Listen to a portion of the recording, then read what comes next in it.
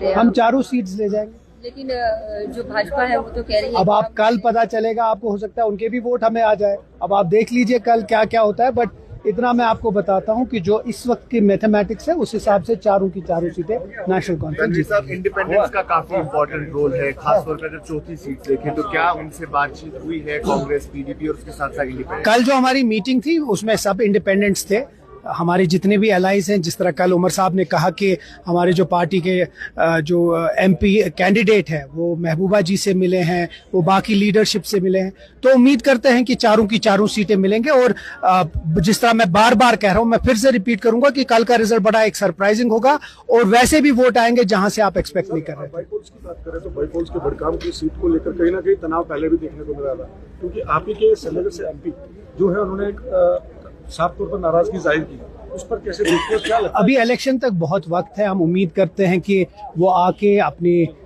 लोगों को बोले और लोगों को इस्तदा करे कि नेशनल कॉन्फ्रेंस को वोट देखें। हम बार बार ये कहते हैं कि ये वोट नेशनल कॉन्फ्रेंस और बीजेपी के बीच में है। जो नेशनल कॉन्फ्रेंस के खिलाफ वोट है वो बीजेपी को जाएगा।